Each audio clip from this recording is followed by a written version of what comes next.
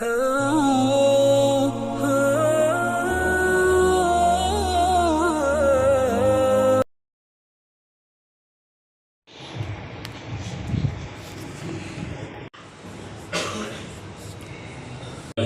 الرحیم الحمد للہ رب العالمین والصلاة والسلام علی سید المرسلین وعلی آلہ وصحبہ اجمعین۔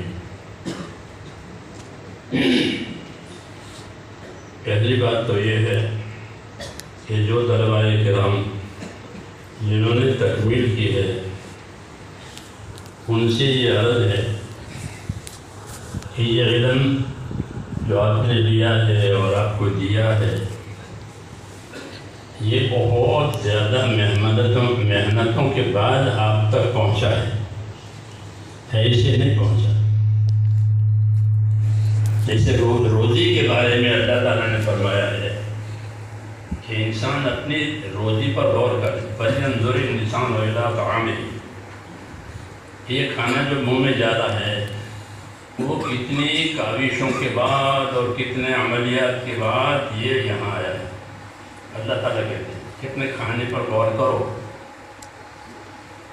اَنَّا صَبَبْنَا الْمَاءَ، پہلا ہم نے پانی برسایا ہے اوپر سے، میکائیل کو حکم ہوا ہے روزی کے لیے پانی برساؤ، اور یہ پانی برسا پھر دوبارہ نظام چلا جو اللہ نے بتایا ہے۔ اَنَّا صَبَبْنَا الْمَاءَ صَبًّا ثُمَّ شَقَقْنَا الْأَرْضَ شَقًّا فَأَنبَتْنَا فِيهَا حَبًّا، پانی برسایا پھر زمین پھاڑی اور زمین پھاڑ کر وہ اوپر آیا، اس کا دانہ بنا، اور دانہ بننے کے بعد اور کتنی عملیات اس کے اوپر ہوئے جب جا کے وہ روٹی منہ میں آئی۔ کتنے لوگوں نے، کتنے جانوروں نے، کتنے مشینوں نے یہ سب خدمتیں کی جب جا کر کے لقمہ منہ میں گیا، ایسے نہیں گیا۔ اس لیے دعوت دی ہے کہ اپنے کھانے پر غور کرو، ایسے ہے اس کی بات۔ یہ حدیث پاک جو ہم پڑھ رہے ہیں الحمدللہ پڑھا رہے ہیں یہ اتنے آسانی سے نہیں ہوئی، اس کے پیچھے لوگوں نے بڑی بڑی قربانیاں دی ہیں، بڑی بڑی محنتیں کی ہیں، ہاں جانے مالی خوب پیاس برداشت کی ہے۔ ابو ہریرہ رضی اللہ تعالیٰ عنہ نے خوب پیاس برداشت، بھوکے رہ کر کے حدیثیں یاد کی ہے، حدیثیں سنی ہے، سنائی ہے، لوگوں کو پہنچائی ہے۔ جمعہ کے دن ممبر کے پاس کھڑے ہو جاتے تھے ابو ہریرہ، اور ممبر کا وہ گول رمانہ پکڑ کر کے لوگوں کو جمعہ کے دن حدیثیں سناتے تھے۔ قال ابو القاسم کذا، قال ابو القاسم صلی اللہ علیہ وسلم کذا، جب تک کہ خطیب آئے تو خطیب ہونے تک جمعہ کے دن وہ حدیثیں جو ان کو ملی تھی انہوں نے یاد کی تھی وہ امت کو پہنچاتے تھے۔ تو غرض کہنے کی یہ ہے کہ بڑی محنت کے بعد یہ علم ہم تک پہنچا ہے۔ بڑی بڑی محنتیں اس کے پیچھے لوگوں نے کی ہیں، مختلف قسم کی۔ اس لیے اس علم کی قدر کرنی ہے۔ یہ علم خالص آخرت بنانے کے لیے ہے۔ علماء آخرت سب سے پہلے اس علم کی یہ دعوت ہے کہ اس علم کو پڑھ کر کے اپنی آخرت بناؤ۔ اللہ تک دنیا کے اسباب دے کر بھی آخرت بنانے کی دعوت دیتے ہیں۔ وَابْتَغِ فِيمَا آتَاكَ اللَّهُ الدَّارَ الْآخِرَةَ، تجھ کو اللہ نے جو کچھ دیا ہے اس سے اپنی آخرت بنا لے۔ تو یہ علم آخرت بنانے کی رہبری کے لیے، جیسے دنیا کے علوم دنیا کی ترقی کے لیے ہوتے ہیں، ایسے یہ علم اپنی آخرت بنانے کے لیے یاد رکھے، کیونکہ ہر آدمی آخرت کی طرف جا رہا ہے، وہ آخرت کا مسافر ہے۔ اس لیے اپنے آخرت بنانے کے لیے یہاں سے یہ توشہ لے، اس علم کی یہ غایت ہے کہ یہ علم اللہ تعالیٰ نے کیوں اتارا ہے، کہ یہ علم جو ہے اللہ نے اس لیے اتارا ہے کہ دنیا کو اللہ تعالیٰ نے حقوق ادا کرنے کی جگہ قرار دیا ہے، کہ دنیا حقوق ادا کرنے کی جگہ ہے اور آخرت بدلہ پانے کی جگہ ہے۔ یہ ترتیب ہے، یہاں حقوق ادا کیے جائیں گے. جب حقوق ادا ہوں گے تو آخرت بنے گی. تو ہم پر کیا حقوق ہیں، یہ اس علم کا موضوع ہے. حضور صلی اللہ علیہ وسلم نے حضرت معاذ سے فرمایا، معاذ اتدری ماذا حق اللہ، کہ معاذ آپ کو معلوم ہے اللہ کا کیا حق ہے؟ معاذ صحابہ میں بڑے عالم تھے. عرض کیا مجھے نہیں معلوم، میں آپ بتائیں گے. فرمایا کہ اللہ کا حق یہ ہے کہ اسی کی عبادت کی جائے گی، یہ اس کا حق ہے. اس لیے اللہ تعالیٰ نے رسولوں کو بھیجا ہے، اور رسول دنیا میں یہی دو چیزیں لے کر کے آتے ہیں، ایک ایمان ایک علم. ایمان اور علم، یہ دو چیزیں اللہ تعالیٰ نبیوں کے ذریعے سے انسانوں کی طرف پہنچاتے ہیں. سب سے پہلے ایمان ہے، اللہ سے صحیح تعلق پیدا ہو جاتا ہے. اس لیے ہر نبی کو یہ کلمہ دیا گیا ہے، لا الہ الا اللہ. آدم علیہ السلام سے لے کر کے جناب رسول اللہ صلی اللہ علیہ وسلم تک ایک ہی بات ہے کہ اللہ ہے، وہی عبادت کے لائق ہے، وہی کام بنانے والا ہے. حیات اور موت اور جتنی چیزیں ہیں زمین آسمان میں، یہ سب کا مالک صرف اللہ ہے، اور اللہ سے جاننے سے ہوگا جو کچھ ہوگا. اس لیے دعوت ہے ہر انسان کو کہ وہ اپنا رخ اللہ کی طرف کرے. یا قوم اعبدوا اللہ، ہر نبی کی دعوت ہے میرے قوم ایک اللہ کی عبادت کرو. تو اللہ سے ہمارا تعلق ہے، وہ ہمارا معبود ہے، وہ ہمارا کام بنانے والا ہے، وہ ہماری حیات موت عزت ذلت شفا بیماری سب کا وہی مالک. اس لیے پہلی چیز ہے اپنے ایمان کو سنوارنا ہے. کہ ایمان میلا ہو جاتا ہے گناہوں سے، جیسے کپڑا میلا ہو جاتا ہے، کہ اس کی دھلائی کرو توبہ سے، اطاعت سے، سنت کے اتباع سے. اس کے اندر نورانیت آتی ہے، اسی لیے یہ علم پڑھایا جاتا ہے. حضور صلی اللہ علیہ وسلم کے دنیا میں آنے سے پہلے جہالت تھی، جاہلیت تھی. جاہلیت یعنی ہر آدمی میں صفت تھی، یہ جہالت تھی، جاہلیت. اس جاہلیت کو حضور اکرم صلی اللہ علیہ وسلم نے اپنے علم سے ختم کیا. آپ نے دو چیزیں لوگوں کو دکھائی، ایک تو یہ علم دیا، اس کی دعوت دی لوگوں کو، اس کا نفع نقصان بتایا، ایمان کا کیا نفع ہے، ایمان کا کیا نفع ہے.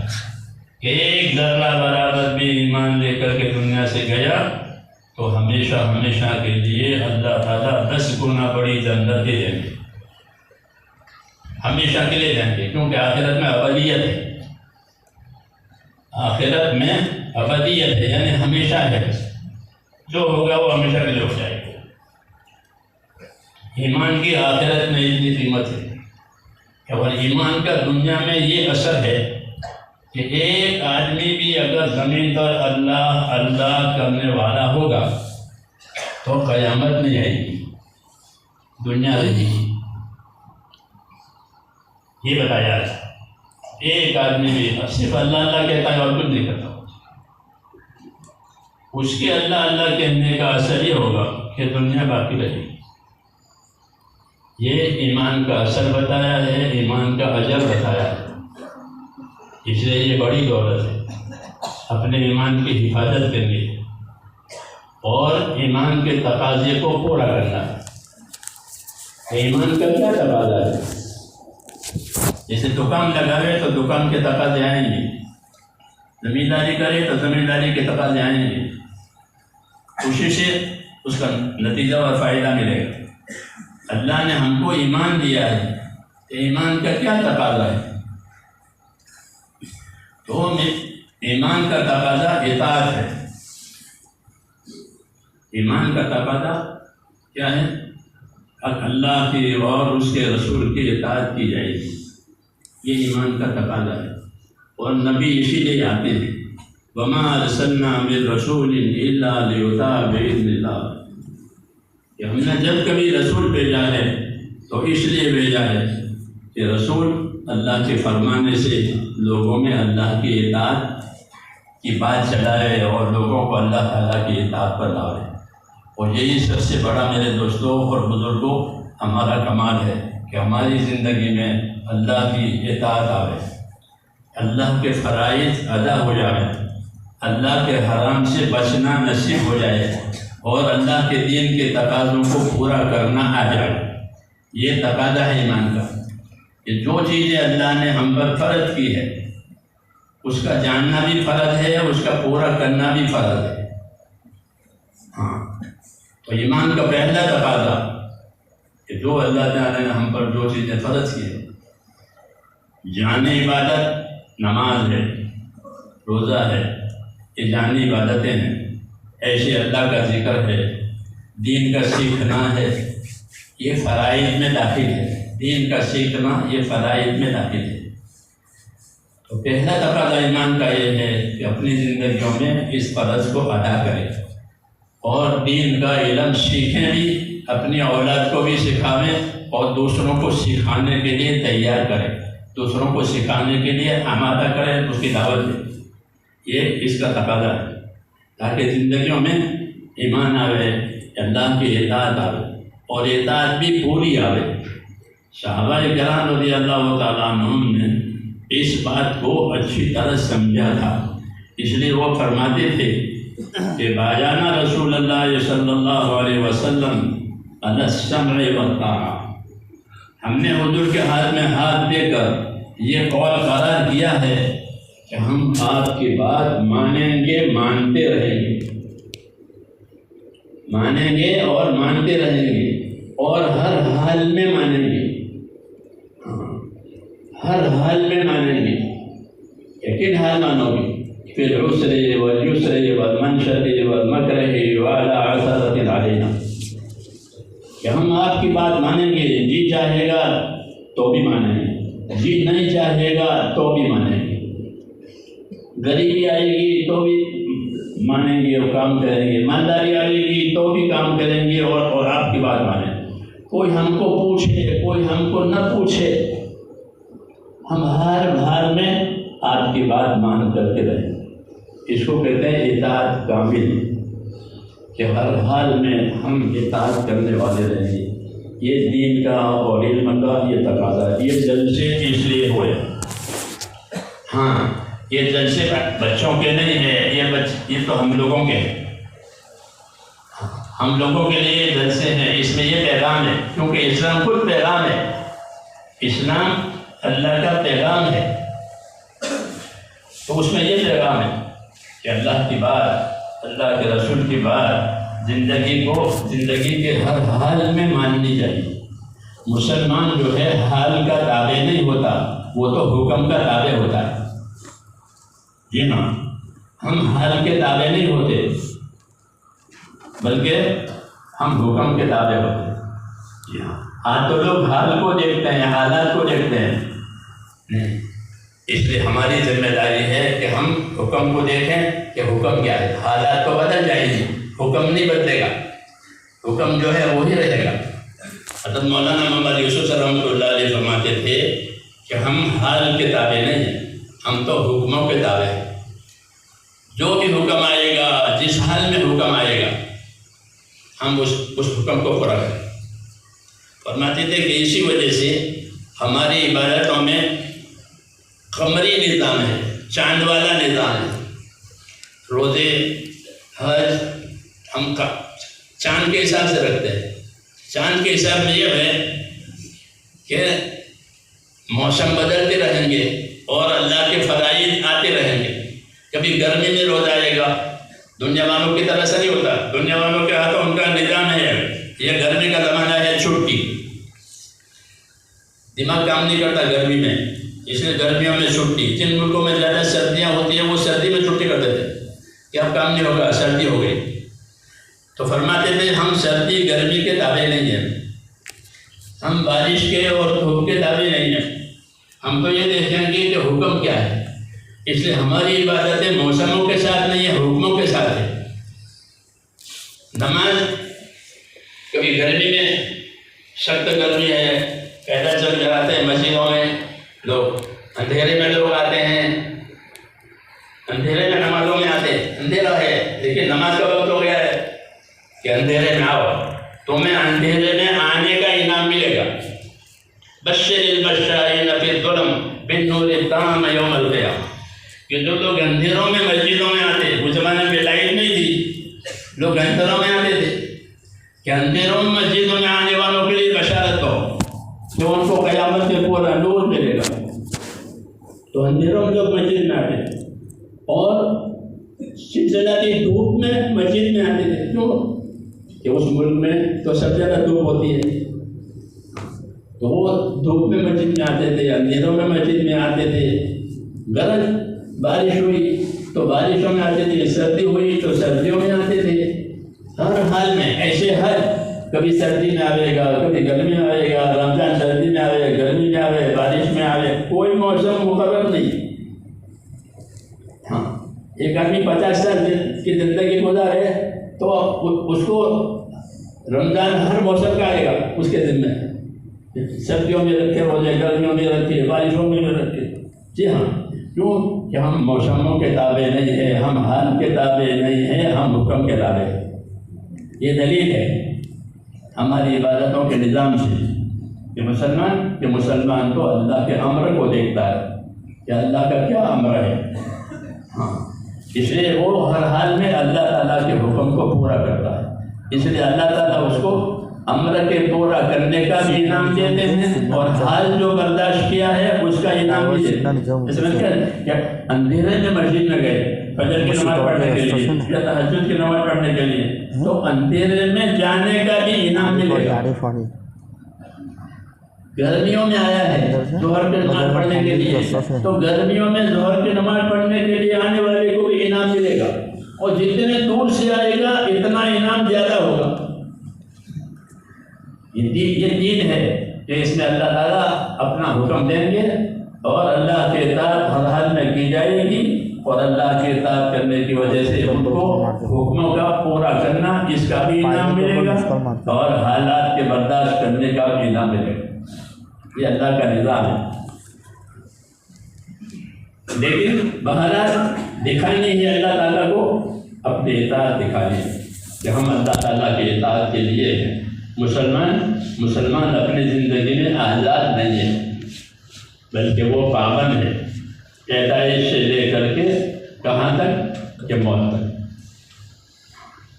وَلَا تَمُوتُنَّ إِلَّا وَأَنْتُمْ مُسْلِمُونَ اے مطیعون، کہ دیکھو تمہاری موت اس حال میں آئے کہ تم اللہ تعالیٰ کی بات مانتے مانتے بچو۔ ہاں، یہ پروگرام ہے، وَلَا تَمُوتُنَّ إِلَّا وَأَنْتُمْ مُسْلِمُونَ، خبردار تمہاری موت اس حالت میں آئے کہ تم اللہ کی بات مانتے مانتے بچ جاؤ۔ نبی کو بھی یہی حکم ہے کہ وَاعْبُدْ رَبَّكَ حَتَّىٰ يَأْتِيَكَ الْيَقِينُ، کہ آپ اپنے رب کی عبادت کر رہیے یہاں تک کہ آپ کی موت آ جائے۔ تو ہمارا تو کوئی پروگرام نہیں، یہی پروگرام ہے کہ ہم موت تک اللہ تعالیٰ کی اطاعت کی پابند ہے، اور اسی میں ہماری کامیابی ہے۔ اطاعت کی خاصیت یہ ہے کہ جب اطاعت عام ہوگی تو رحمت بھی عام ہوگی، ہاں، کیونکہ رحمت لانے کے لیے اطاعت ہی ہے۔ اطیعوا اللہ واطیعوا الرسول لعلکم ترحمون، اطاعت کرو اللہ کی، اطاعت کرو اس کے رسول کی، تاکہ تم پر رحم ہو جائے۔ تو رحمتوں کے حالات اگر لانے ہیں تو کوئی راستہ نہیں ہے سوائے اطاعت، کہ اللہ کی اطاعت کرنی ہے، اور جانی مالی جتنی طاقتیں اللہ تعالیٰ نے ہم کو دی ہے وہ عیش کرنے کے لیے نہیں دی ہے، عیش کرنے کے لیے نہیں دی ہے۔ مسلمان کی زندگی عیش کے لیے نہیں ہے، منع فرمایا، عیش سے منع فرمایا۔ ایاک والتنعم، خبردار عیش پرستی نہیں کرنا۔ صحابی سے حضور فرما رہے ایاک والتنعم، خبردار عیش پرستی نہیں کرنا۔ جو نعمتیں اللہ تعالیٰ نے ہم کو دی ہیں، آنکھوں کی، کانوں کی، ہاتھ پاؤں کی، اولاد کی، مال کی، تندرستی کی، یہ سب نعمتیں اپنی جگہ نعمت بھی ہے، اور یہ نعمتیں اپنی جگہ اللہ کی امانت بھی ہے۔ امانت کے بارے میں ہمارا تصور ہے ہی نہیں کہ میرے پاس امانت ہے۔ جیسے آنکھیں امانت ہے، کان امانت ہے، زبان امانت ہے، اولاد امانت ہے، مال امانت ہے۔ امانت والا ذہن ختم ہو گیا۔ یہ جہالت کا اثر ہے، یہ جہالت کا اثر ہے کہ جب جہالت آ گئی تو اپنی نعمتوں کے بارے میں یہ ہوگا کہ یہ میری ہے، یہ میری ہے، مال میرا ہے، زندگی میری ہے، کہ ہمارا نہیں ہے۔ مال بھی اللہ کا ہے اور زندگی بھی اللہ کی ہے، ہمارے پاس بطور نعمت کے اور بطور امانت کے دی ہے۔ نعمت کو اس لیے دی ہے کہ ہم محتاج ہیں، اللہ نے ہم کو محتاج پیدا کیا ہے۔ ہر آدمی محتاج ہے، ضرورت مند ہے، اللہ نے اس کو ضرورت مند پیدا کیا۔ جب اس کو ضرورت مند پیدا کیا تو اللہ تعالیٰ نے اس کو بغیر مانگے اپنی نعمتیں دینا شروع کیا۔ أَلَمْ نَجْعَلْ لَهُ عَيْنَيْنِ وَلِسَانًا وَشَفَتَيْنِ وَهَدَيْنَاهُ النَّجْدَيْنِ۔ کیا میں نے اس انسان کی دو آنکھیں نہیں بنائی؟ میں نے اس کے دو ہونٹ نہیں بنائے؟ میں نے اس کے زبان نہیں بنائی؟ 5، 2 آنکھیں، 2 ہونٹ اور 1 زبان، اس کو گنوایا۔ شاہ عبدالعزیز صاحب محدث دیوبند رحمۃ اللہ علیہ فرماتے ہیں کہ 5 اس لیے گنوائی ہے کہ پیدا ہوتے ہی ان 5 کا وہ محتاج ہے۔ تو اللہ ہی جانتے ہیں کہ ہم کو کتنے حاجت ہے۔ آج ہم اپنی ضرورتوں کا شور مچاتے ہیں، بھائی ضرورت مند ہے بجلی ہے، ضرورت مند ہے بجلی میں، یہ کچھ نہیں، یہ دھوکے میں پڑے ہوتے ہیں کہ جو اپنی ضرورتوں کے عاد میں آخرت کو چھوڑ رہے ہیں، یہی دنیا کے دھوکے میں ہے۔ ضرورتوں کو اللہ ہم سے زیادہ جانتے ہیں۔ ہاں تو پیدا کرنے والا ہے، پیدا کرنے والا نہیں جانے اللہ یعلم من خلق، جو پیدا کرے گا وہ نہیں جانے گا۔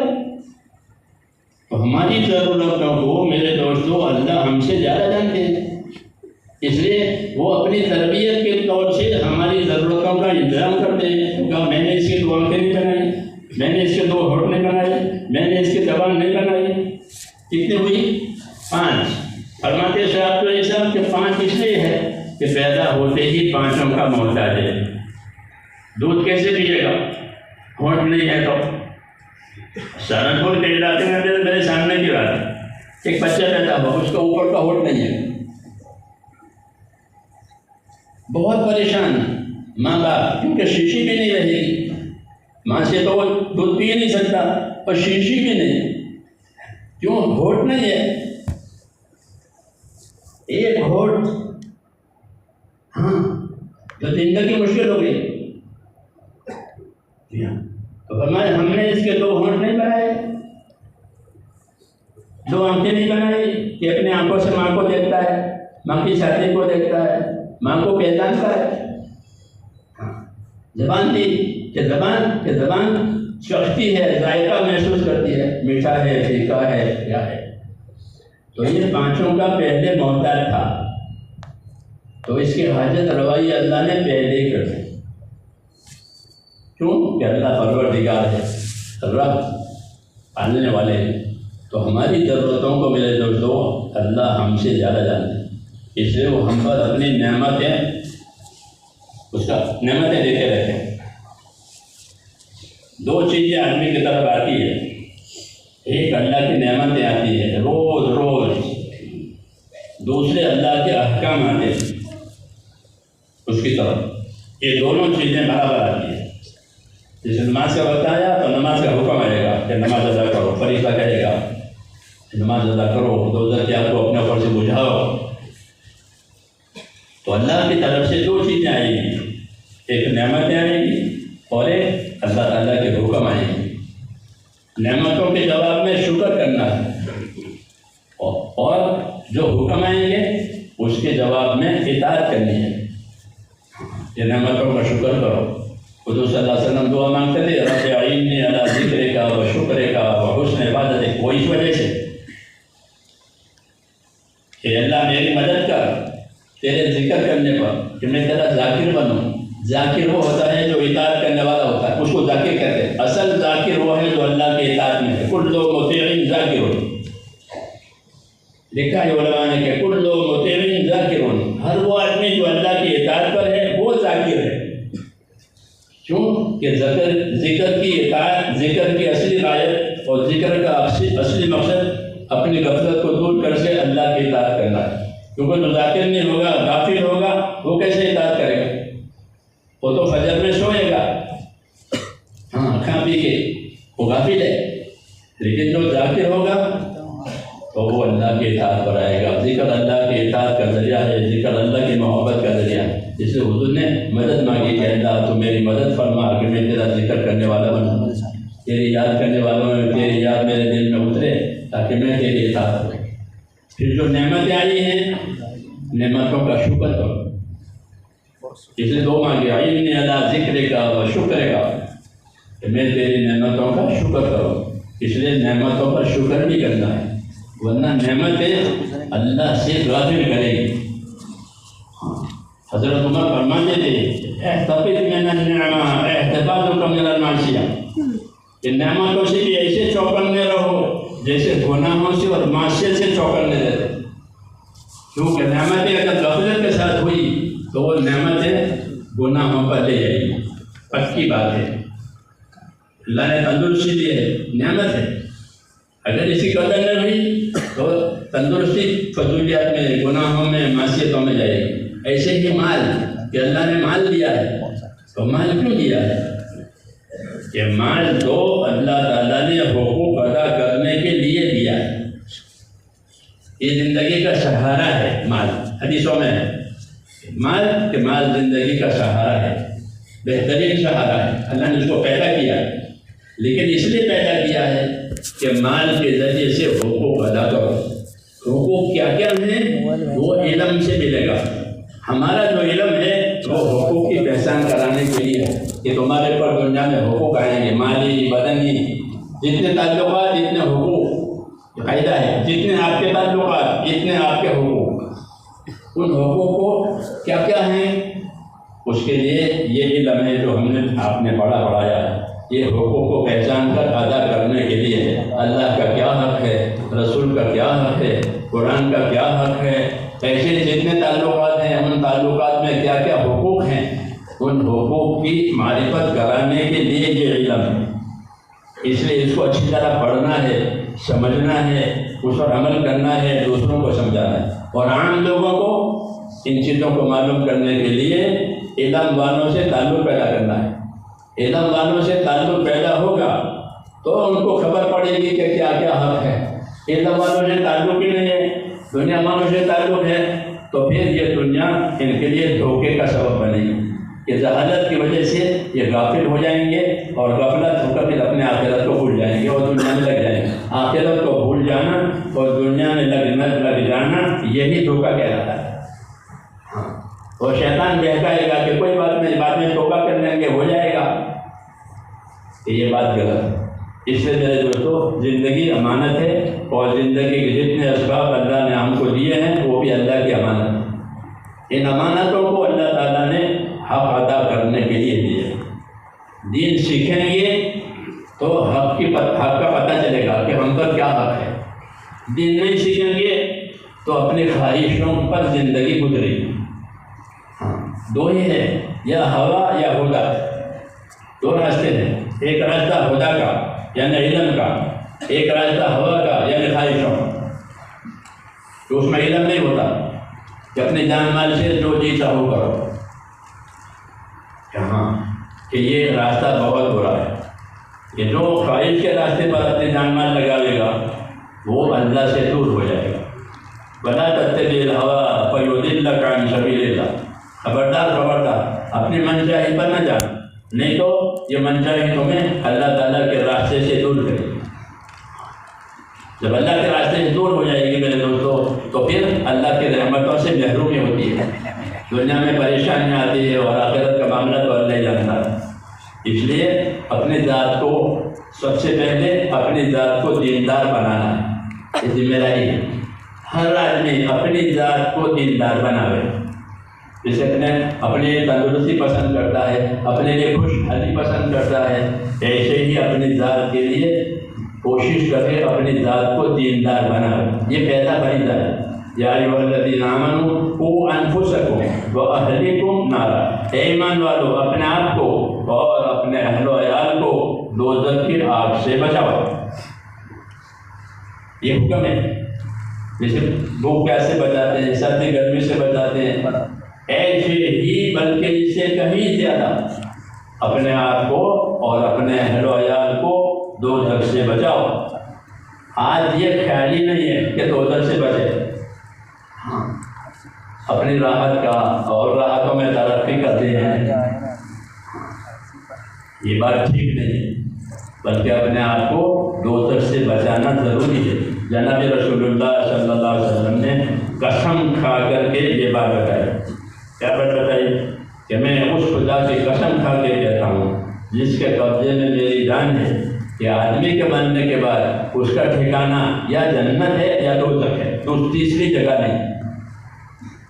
یہ بات قسم کھا کے فرمائی کہ مرنے کے بعد کوئی ٹھکانہ نہیں سوائے جنت یا دوزخ، یا یہاں یا وہاں، ادھر سے ادھر بس۔ اور آخرت کی کیا حیثیت ہے؟ آخرت کی میرے دوستوں حیثیت یہ ہے کہ آخرت بطور بدلہ کے ملے گی اور بطور ابد کے ملے گی۔ آخرت کی دو نوعیتیں، کہ آخرت بطور بدلہ کے اللہ دیں گے، ذالک جزاؤک، یہ تمہارے عمل کا بدلہ، تو آخرت بطور بدلہ کے ملے گی۔ دوسری حیثیت آخرت کی یہ ہے کہ وہ ہمیشہ کے لیے ہوگی۔ اگر خیر آئی ہے تو ہمیشہ کے لیے خیر ہے، اور کوئی دوسری بات آئی ہے تو ہمیشہ کے لیے دوسری بات۔ اس لیے کہا کہ مرنے کے بعد ہر آدمی کا ٹھکانہ یا جنت بنے یا دوزخ بنے، تیسری جگہ وہاں نہیں۔ اس لیے کہا کہ اپنے آپ کو، اپنے اہل عیال کو دوزخ کی آگ سے بچاؤ۔ تو دوزخ کی آگ سے بچانے کا کیا طریقہ ہے؟ حضرت علی فرماتے تھے کہ آیت کا مطلب یہ ہے کہ اپنے آپ کو دین سکھاؤ، اپنے اہل و عیال کو دین سکھاؤ۔ دین سیکھیں گے تو آخرت بنے گی۔ آخرت کے علم سے آخرت کی ترقی ہوتی ہے، جیسے دنیا کے علوم سے دنیا کی ترقی لوگ لیتے ہیں۔ دنیا کے علوم سے آخرت نہیں بنے گی، یہ تو پکی بات ہے۔ تو دنیا کی ترقی ملے گی لیکن وہ موت تک کی ہوگی۔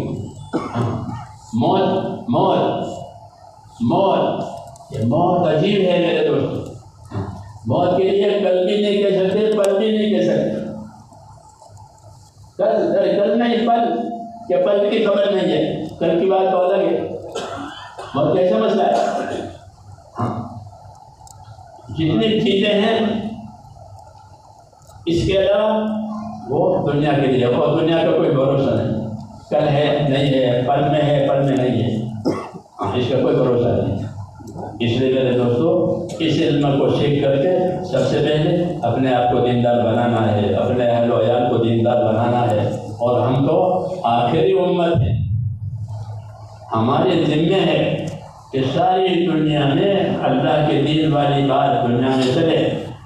اس لیے دین کو سیکھ کر دوسروں میں سکھانا ہے، دوسروں میں محنت کرنی ہے تاکہ زندگیاں دین پر آئے۔ مسلمان کے ذمہ ہے کہ اپنے دین کا پابند بنے، استقامت کہتے ہیں اس کو۔ اللہ نے ہم کو پابند رہنے کا حکم دیا ہے، فاستقم کما امرت ومن تاب معک، اے ومن آمن معک، کیا اے نبی آپ دین کے پابند رہیے، اگر آپ تو پابند نہیں ہیں پھر بھی حکم ہے، اور ومن تاب معک، اور جو آپ کے اوپر ایمان لائے ہیں وہ بھی اپنے دین کے پابند ہیں۔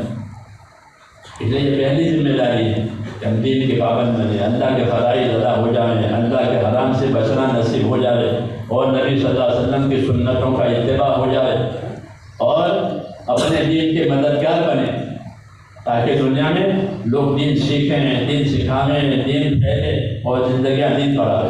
دنیا کے حالات دنیا کے اسباب سے نہیں سدھریں گے، یہ پکی بات ہے۔ دنیا کے حالات دنیا کے اسباب سے اللہ نہیں سدھاریں گے، دنیا کے حالات کو اللہ تعالیٰ اپنے دین سے سدھاریں گے. جیسے اندھیرا کہ وہ تو اجالے سے جائے گا اور کوئی راستہ نہیں ہے اندھیرے کے جواب میں کہ اجالا لاؤ. تو میرے دوستو جو پریشانیاں آئے گی وہ دنیا کے اسباب سے ختم نہیں ہوگی، بلکہ وہ پریشانیاں اللہ تعالیٰ کی اطاعت اور اس کا حکموں کے پورا کرنے سے ہوگی، کیونکہ اسی پر اللہ کا وعدہ ہے. اسباب پر کوئی وعدہ نہیں ہے، اسباب پر کوئی وعدہ نہیں ہے. ہاں اللہ کے حکموں کے پورا کرنے پر اللہ کا وعدہ ہے کہ اگر یہ حکم پورے ہو گئے تو ہمارا وعدہ ہے کہ ہم تمہاری مدد کریں گے. ہاں اللہ کے ہر حکم کے ساتھ اس کے وعدے ہوتے ہیں، جب حکم پورے ہوں گے تو وعدے پورے ہوں گے. اس لیے میرے دوستو یہ دعوت بھی ہے اور یہ ترغیب بھی ہے، تاکید بھی ہے کہ اپنی اپنی زندگیوں کو اللہ تعالیٰ کے حکم والی بنانا ہے. سیکھ کر کے ایسے کا دیکھا دیکھی نہیں. آج دین پر دیکھا دیکھی چلنے کا رواج ہو گیا. کسی کو وضو کرتے ہوئے دیکھا تو وضو کرنے لگ گئے، نماز پڑھتے ہوئے دیکھا نماز پڑھنے لگے. سب دیکھا دیکھی ہے.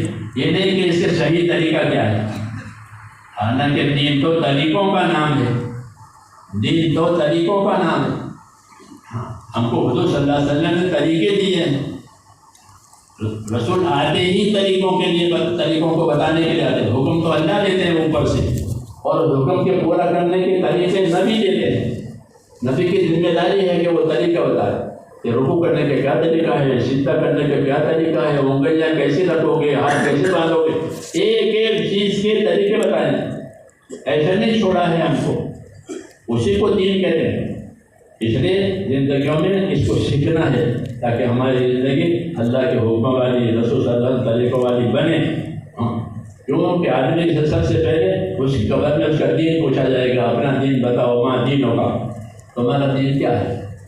تو دین تو میرے دوستوں طریقوں کا نام ہے.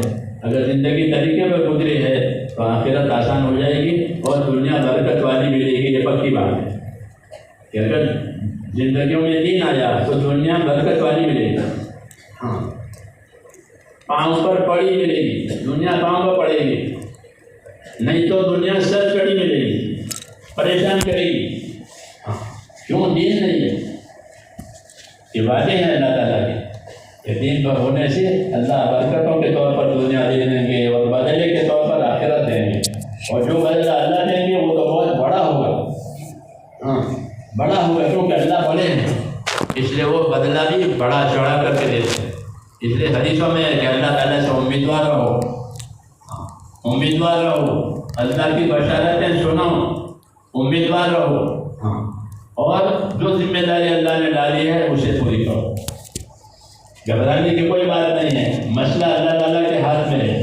حدیث شریف میں ہے کہ من اصلح ما بینہ وبین اللہ اصلح اللہ ما بینہ وبین خلقہ، کہ جس نے اپنا معاملہ اللہ سے صحیح کر لیا تو اللہ ان کا اور مخلوق والا معاملہ اللہ ٹھیک کرے گا. اللہ کے ہاتھ میں چابیاں ہیں، اللہ کے ہاتھ میں خزانے ہیں، آفتوں کی، مصیبتوں کی، رحمتوں کی، برکتوں کی.